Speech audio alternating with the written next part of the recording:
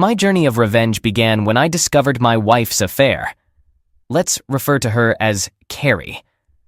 After 14 years of marriage and 3 children, my life took an irreversible turn when I glimpsed an explicit text on her work phone for a brief moment. This message had no place on a work phone. It appeared on the lock screen, revealing the sender's name. We'll call him Perry. Some background. I married Carrie when I was 25, and she was 22. I was a high school teacher then, while she worked as a registered nurse. Following the birth of our first child, Carrie became a stay-at-home mom. Money was tight, so I took on an administrative role within my department and coached 2 sports for extra income.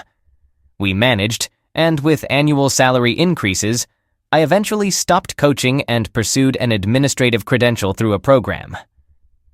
After I transitioned into administration, our youngest child was ready for preschool, and Carrie decided to return to work.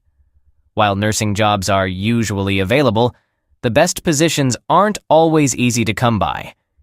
Carrie had to start from the beginning, working alongside much younger nurses who could handle back-to-back double shifts that took a toll on her. When she inquired about other positions with her supervisor, she was informed that without a bachelor's degree, at that time, she only had a 2-year ADN, advancement wasn't possible. I assured her that with our youngest in preschool, after-school recreation, and my retired mother, who was always willing to pick up and watch the kids, I'd support her pursuit of a BSN. It took her 3 years, but she eventually earned her BS and was promoted to a better role at the hospital. Things were going well. Our finances were in good shape, and we finally moved into a bigger home, bought new cars, and more. My career shift from school administration to district administration gave me more time to spend with Carrie and the kids. Her schedule became more predictable, and even though I often had long work hours, this change allowed us to fulfill our dream of traveling to the places we'd listed during our honeymoon. She kept that list in our wedding album. Years later, I noticed that she carried 2 phones. When I asked about it, she explained that the hospital provided one of them.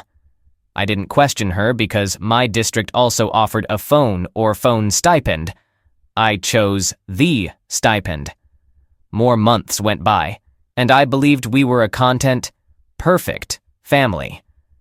I charged my phone in our den, and she charged her phones in our guest bedroom, which also served as a computer room where we could monitor the kids while they were online. I was updating computer software when I noticed a light on her work phone. She usually placed her phones face down while charging. Out of curiosity, I reached over and turned the phone face up. A message had appeared on the lock screen, asking her when she'd like to get a BJ again, but using much more explicit language. The sender was Perry. Everything around me seemed to come to a halt. I was frozen. My initial thought was, what on earth is this? It's her work phone. A message like that could get her fired. Then the realization hit me. Was Carrie involved in an affair? It's fascinating how the mind functions. Suddenly, I started recalling various things Carrie had done that seemed strange. I had either brushed them off or accepted her explanations right away. She frequently left the room to answer calls or respond to texts, claiming that it would breach patient confidentiality if I overheard her discussing a patient. I accepted this because education has similar privacy regulations involving students. Sometimes she'd return home with a faint cologne scent on her clothes, attributing it to assisting male patients with moving. I took her explanation at face value, but I always found it curious that the cologne scent seemed consistent. Once the door of awareness was opened, I began to notice many things I had overlooked. Our intimacy in the bedroom had significantly declined, partly due to her having to leave the house at odd hours to cover for other nurses who called in sick. I also remembered where I had come across the name Perry before, and after confirming with the hospital, I learned he was a doctor there. For about a week, I was in a daze, trying to piece everything together. One of our kids had left a book in Carrie's car, providing an excuse for me to visit the hospital. since Carrie had mentioned that personal visits weren't encouraged.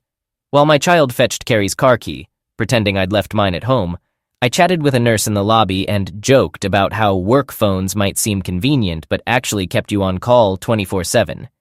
This led to her sharing that the hospital was stingy when it came to providing cell phones to nurses. Only high-ranking executives received them, which didn't include Carrie. With most of my suspicions confirmed, I took a day off to consult a divorce lawyer. The news I received was disheartening. We resided in a community property state with a no-fault divorce policy. Despite making more money than Carrie, her role as the primary caretaker of the kids, and our marriage of over 10 years, the outcome of filing for divorce looked grim. I'd potentially lose the house, pay alimony, she'd take a significant portion of my retirement savings, and I'd be responsible for child support for years, unless joint custody was granted. The most devastating part was that her infidelity didn't matter. It simply didn't matter. This realization left me devastated. I had only one person I could confide in about this matter. She was a fellow teacher who had also transitioned into administration, although she was stuck at a school site. Let's call her Anne. Anne had been married at 19, but her marriage was annulled when her husband got another woman pregnant. Following that, she focused on her career, and we discovered we shared many viewpoints when it came to K-12 education. I spoke with Anne, and something she said completely shifted my perspective. If you're unhappy with the hand you've been dealt, change the deck. I realized I had two challenges. I earned more money than Carrie, and she had more time to dedicate to caring for the kids. Dealing with the second issue was relatively straightforward. In every district office, there are positions that offer a fast track to higher roles, as well as jobs that administrators endure, similar to less desirable military tasks. One of these dead-end regulatory roles had become available again. Ambitious administrators tend to leave after a couple of years when better positions open up. I had a conversation with our district superintendent and inquired about being transferred to that position. His initial reaction was surprise, but I explained that it was my turn to make a sacrifice for the team, and that it would contribute to filling a gap in my administrative experience. He agreed to the move. The job mainly involved number crunching without any interaction with staff or students, allowing me to set my own schedule and even work from home using a laptop. This newfound free time allowed me to take the kids to school, pick them up afterward, instead of using after-school recreation or having my mother watch them, and be with them at home. I assisted with their homework, cooked dinner, and more. While my ultimate goal was to become their primary caregiver, I can't express how much I genuinely enjoyed playing a more active role in their daily lives. Although my salary remained unchanged, I needed to find a way for Carrie to significantly increase her income from her current nursing position. I recalled Carrie's frustration when a supervisor mentioned that, in the future, bachelor degrees will be worthless, and everyone will need at least a master's degree. Her hard work in obtaining her BS felt belittled by that comment. I persuaded her to consider starting an MSN program. I assured her that due to my much more flexible work schedule, I could continue caring for the kids. Initially hesitant, I then proposed, "You could have every evening free to study or attend classes, whatever you want." Her eyes lit up instantly, likely thinking about the possibility of spending more time with Perry.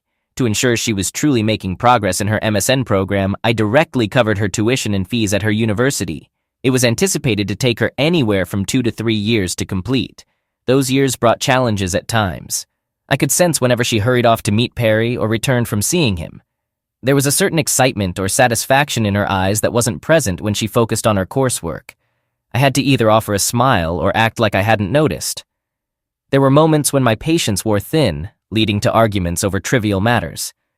A few times I nearly jeopardized the entire facade, having to control my anger and apologize instead of hurling insults at her, which she perhaps deserved.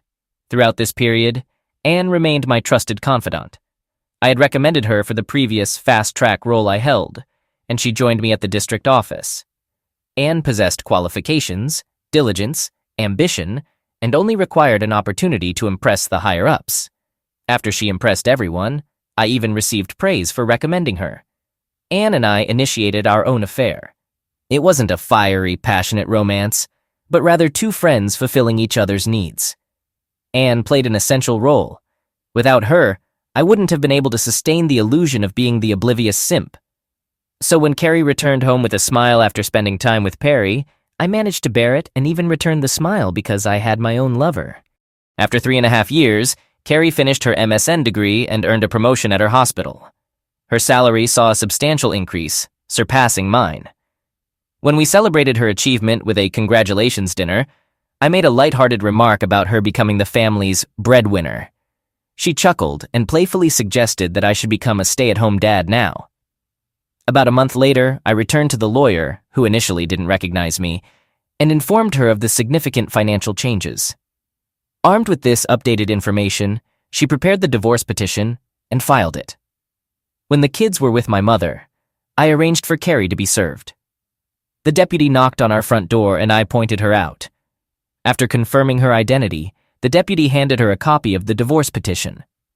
With the deputy as a witness, I confronted Carrie about her affair with Perry, without revealing how long I had been aware. I told her to go and find happiness with her doctor lover. She reacted by yelling at me, attempting to lie, and eventually rushing towards me.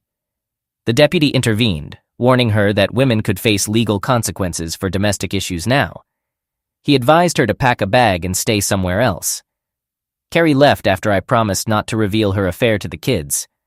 Although I didn't directly tell the kids, I confided in my mother, who then shared the news with my sister. It gradually spread to my sister's kids and their cousins, my children. After a few days, the kids eventually learned that their dad was divorcing their mom because she had a boyfriend. Eventually, the court finalized the divorce, granting me primary custody of our children since I had been their main caregiver. I retained the house with the agreement that I would refinance it to buy out Carrie's share. She was ordered to pay child support, which I utilized as leverage to negotiate her relinquishing any claims to my retirement savings if I bought her out. Taking advantage of the era when banks readily provided mortgages and refinancing, I successfully refinanced my house. With some financial assistance from my parents, I purchased Carrie's share in both the home and my retirement savings. The day she signed all the legal documents with my lawyer to sever any potential financial ties was a moment of immense happiness for me. It felt like I could finally breathe again. I celebrated this milestone with Anne, who had been my unwavering support throughout. I don't hesitate to admit that I found solace in her arms during the challenging times. Anne and I eventually married. As she earned a promotion to a higher role, I was persuaded to reclaim my former district position when my youngest child entered high school. Carrie and I maintained a good relationship after the divorce. We attended family therapy with the kids and figured out how to co-parent effectively. During the initial months, the kids questioned her about why she needed a boyfriend when their dad had been there all along. With the children and the therapist addressing this, I didn't need to say a word. Due to her legitimately demanding work schedule, Carrie missed out on spending time with the kids, which made me feel sorry that they weren't getting enough time with their mother. So I encouraged them to maintain contact with her through phone calls instead. When Carrie learned about my proposal to Anne, she offered her congratulations. I reassured her that it wouldn't be a problem for her to marry Perry if she wanted to. However, her mood turned somber. She shared that Perry had started seeing another woman, a younger nurse from the hospital. Her new position left her with little time for him, and when they did meet, she couldn't be as fun as before. It was an odd situation to witness. My ex-wife, the one who had cheated on me and caused our marriage to crumble, seeking sympathy from me. Yet I couldn't find any compassion to offer. What I did have were years filled with resentment and frustration. I carried the weight of knowing another man was involved with my wife. The stress had caused me to lose weight and experience hypertension, leading me to confide in my doctor about the true cause. Even my dentist noticed the impact, warning me about teeth grinding and the potential need for dental implants. There were instances when I had to maintain intimacy with Carrie to uphold the charade, thankfully infrequently.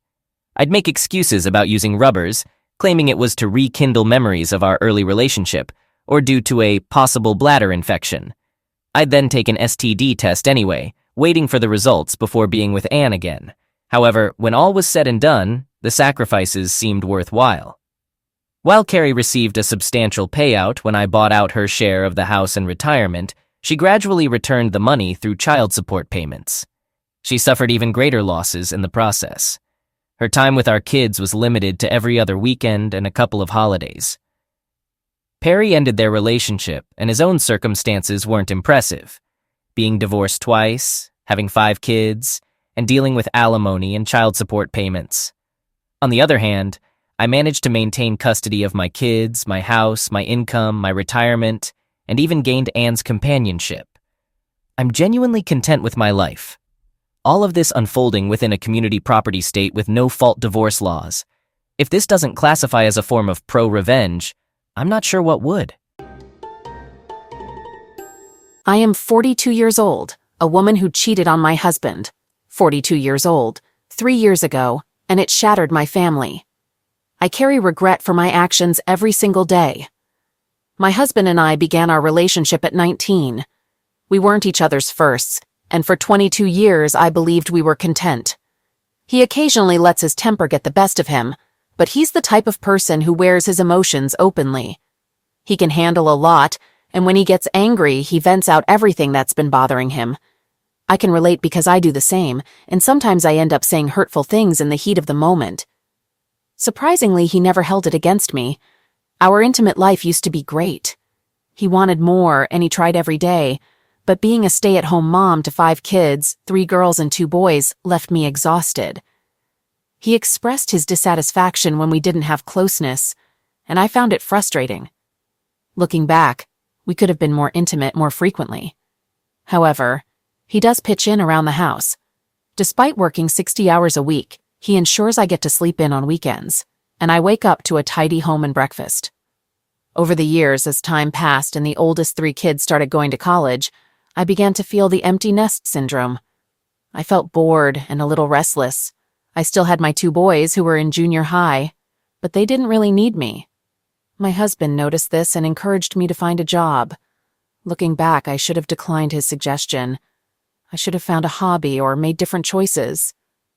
My husband is a bit on the heavy side, but handsome. As for me, my weight fluctuated between 150 and 210 pounds depending on the year. When I got a job as a customer service representative, I weighed 160 pounds and felt good. It had been 21 years since I had worked, and returning to work was a positive experience. As the months went on, I started spending time with younger coworkers in their 20s. My husband encouraged this because I lacked female friends. I used to encourage him to spend time with his coworkers, so I thought it was fair to do the same. These coworkers influenced my thoughts. They made me believe I could do better, that my husband wasn't attractive enough, and that I was being held back. Even a male coworker of mine said that my husband was acting tough but wasn't truly assertive, and I believed it. Back then, I thought my husband talked a big game but wouldn't follow through.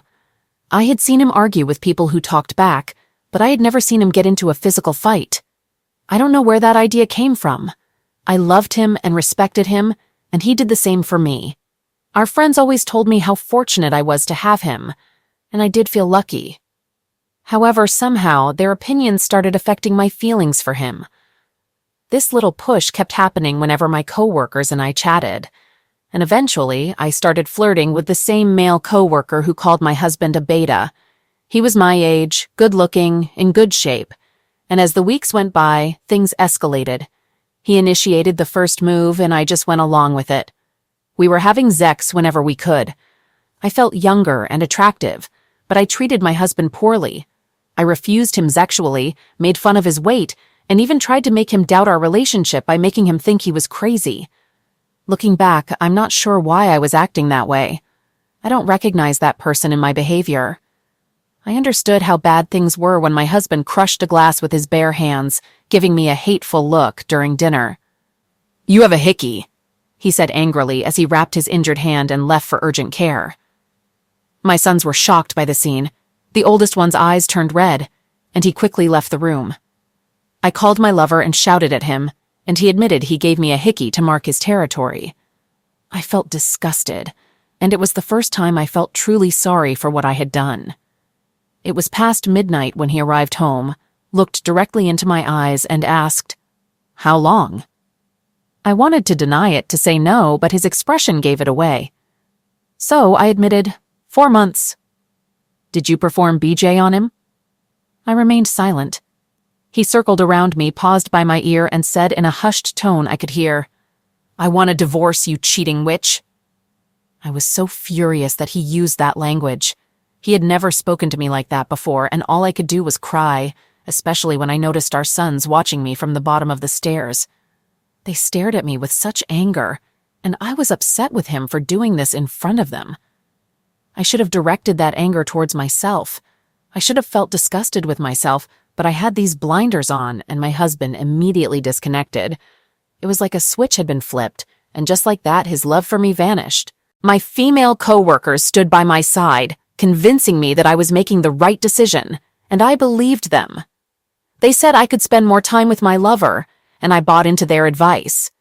I didn't want a period of separation, but my husband moved out of our house and into an apartment that was only a half-mile away. My sons were treating me poorly, and my daughters were refusing to talk to me. Despite my objections, my lover started coming over to the house. This made my children furious, and he refused to leave the first time my soon-to-be ex-STBEX husband came to pick up the boys. My lover was in better physical shape than my STBX, but my STBEX just smiled at him and said, "Not yet." He added, "Not yet, but soon." After they left, I was very upset with my lover.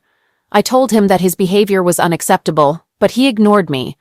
Eventually, he yelled at me when he'd had enough, which scared me. My lover then began telling me what to eat, what to wear, and making hurtful comments when no one else was around, and I allowed it.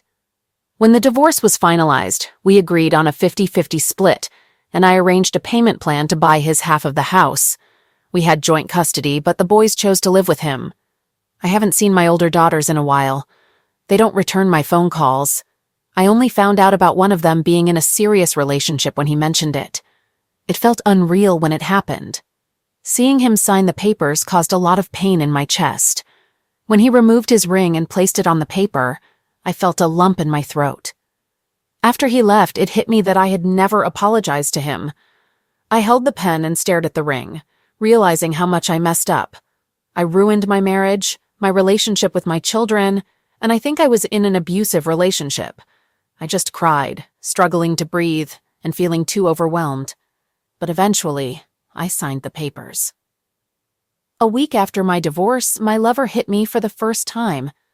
I was telling him about my day, and I accidentally bumped into the nightstand, knocking over his phone. He gave me a harsh look, slapped me, and called me clumsy. I called my ex-husband, and the first thing he asked was, "Does he harm my children?" I reassured him that he didn't, and he hung up without saying more. I cried intensely that night. Soon, my lover became comfortable using physical force. This continued for 2 months, and at the time, I felt like I deserved it. My ex-husband never laid a hand on me, but my lover did, and I saw it as a form of karma. The mistreatment only ended when he struck one of my daughters who had returned from college due to COVID-19. She was the only one who chose to stay at the house. My 2 older children stood by their dad's side. After one call from her, my ex entered the house and offered my lover a chance to hit him before beating him brutally. My ex had a stone-cold expression throughout, showing no emotions. I had to plead with him to stop. He looked at our daughter's bruised face and asked which hand my lover had used to hit her. He then broke my lover's right hand by stomping on it. When everything was done, my ex took him outside and dragged him away, not once acknowledging me. He brought him to the hospital and told the ER that my lover fell downstairs. My husband stood by my lover's side, and though I don't know what they talked about, the next day my lover quit his job and left me. I continued working while my ex began getting involved with some of my single friends, including a few coworkers. One of them was the girl who encouraged me to cheat. I only found out later, when my coworker was upset over him, bragging to others about how he had been with her intimately. She kept asking me about him and why he wasn't returning her calls. It hurt to realize he was doing that, and I suspect it was intentional. I went on dates with a few guys, but those relationships didn't last. Being a single mother of 5 seemed to drive men away. Then there was the aspect of intimacy. Looking back, even with my lover, none of them could satisfy me the way my ex could. It made me question why I allowed all this to happen. I used to be happy, so how did I let myself become manipulated? I still don't understand why. During this time, my house was always quiet. My boys were either in their room or at their dad's place. Except for my third daughter, my other daughters chose not to talk to me, and it was painful. My ex noticed this and held a family meeting. He gathered all the kids at home, and I was glad to have our children together, but most of them didn't want to be there. He started telling the kids to talk to me, and my youngest child used hurtful words towards me. This surprised and deeply hurt me, and my ex immediately intervened by disciplining him in front of me. "Have I ever used that word for your mother?" he said firmly, and our son shook his head. "Your mother takes care of you, loves you, and you will show her respect. What happened between us is not your concern. All of you need to begin respecting your mother. Is that clear?" He looked at all of our children, and his expression conveyed a lot. As a result, my relationship with my children began to improve. During the second anniversary of our divorce, we managed to be civil. We laughed, talked. He frequently visited to fix things and discuss the kids. For a while, I felt like I had my husband back, and I leaned in, but he pushed me away and said no before leaving. A month later, he started dating our youngest child's teacher. She's 10 years younger than him, and they share many interests. She's very attractive, and I tried to be polite while they were dating, even though it hurt to see him looking at her the way he used to look at me. How he touched her, made her laugh. She became the center of his attention, and I finally understood why people envied us, why they kept telling me how lucky I was. That level of devotion, why hadn't I noticed it before? I had a nervous breakdown when I found out they were going to have a baby and get married. I woke up next to him, tears in my eyes, begging for forgiveness and acknowledging the damage I caused to our family. He stayed silent, holding me as I spoke. He visited me daily, only leaving my side to talk to his fiancée, who also checked up on me. I don't feel deserving of their sympathy. She showed me kindness and even found a therapist for me, which they paid for. My therapist was direct.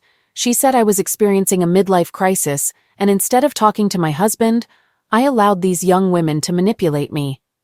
She explained that they aimed to ruin my marriage because they were single and possibly resentful about not getting married. They saw me as an easy target. Misery seeks company, and the fact that the main instigator had an affair with my ex-husband proved it. After several months of therapy, she noticed I was still struggling and suggested I share my feelings on Reddit. Create an anonymous account and let your emotions out. It can be therapeutic and an alternative to group therapy. My ex's new wife is kind. She frequently checks on me, talks to me, and ensures I'm okay. Even though I want to feel resentment, I can't, because she's genuinely nice and their twin boys are adorable. My ex also comes by to make sure I'm all right, asking if I've been eating. He assures me that despite our past, I'll always be the mother of his children, and he'll be there as a friend. Last Saturday, he even came over, let me rest, cleaned the house, and prepared breakfast. That moment made me break down and cry. I deeply miss him. I miss my husband, my best friend. Even now, I can't comprehend how I was manipulated so easily. Despite my kids being around, we're not as close as before, but they're here, yet the one person I yearn for the most isn't here.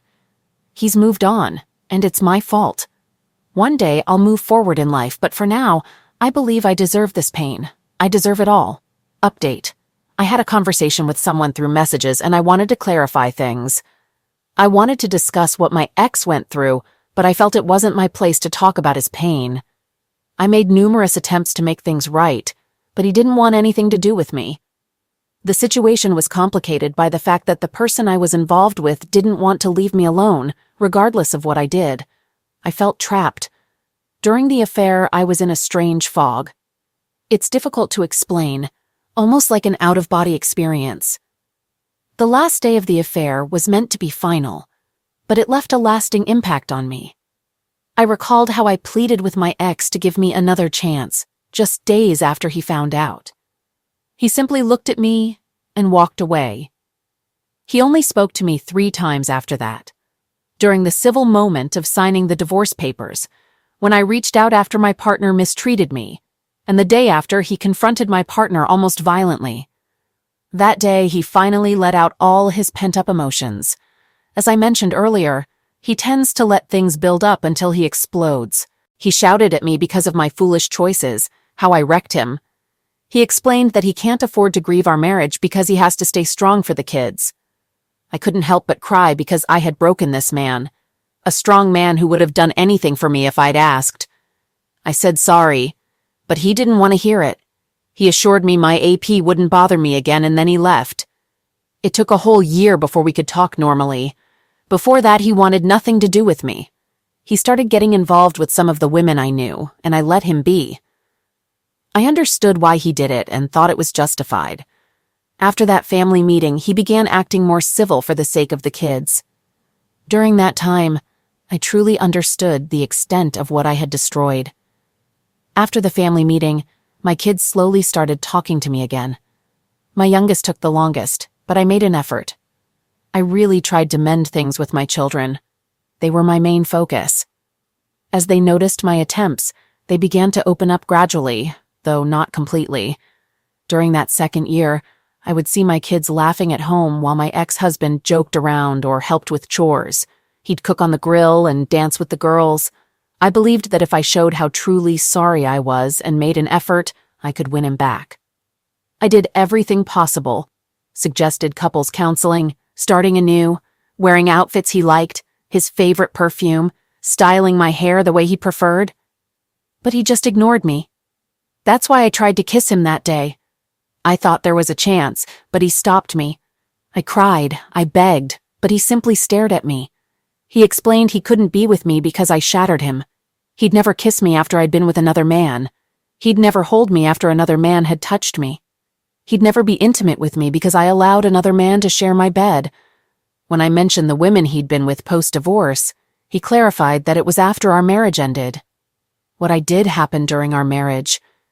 Your body and heart belong to me, just as mine belong to you, and you destroyed that, he told me. I'm attempting to maintain a friendship with him, but it's difficult. I was married to this man for over 20 years, and I ruined it in 6 months. And for what? A midlife crisis? My desperate need for female friends? An urge to fit in? Looking back, I don't recognize that person. Everything I did was out of character for me. My third child understood, and without her support, I might have considered ending my life. She kept me grounded and safe. I had no clue she was home that day. Typically, the maltreatment would happen when the kids were away or during our commutes. I always dreaded their departure. Yet, I allowed him to treat me that way because I felt I deserved it. On that particular night, I stood up for myself. I asked him to leave, and he strongly disagreed. When he hit me and pushed me against the wall, my daughter suddenly appeared and jumped on his back after he hit me again. He threw her off and struck her. I hit him and fled into the garage with my little girl. He pounded on the door and she called her father. He nearly broke through the garage door. But my ex-husband arrived just in time, and I had to prevent a fight, as my ex was ready to confront him violently. His new wife has been a blessing for him, giving him the chance to love and be himself once more. I didn't intend to be part of his new life, but she insisted. She had experienced an abusive relationship before meeting my husband. She aimed to avoid any conflicts, and she made it clear that she can be tough if I cross a line. My kids really like her. After all, she taught most of them English. Still, I'm often consumed by intense guilt that paralyzes me. I'm still working at the same company and eventually became a manager, and I fired those women. Since I knew their secrets, removing them wasn't a problem. I simply miss what I once had, that's all.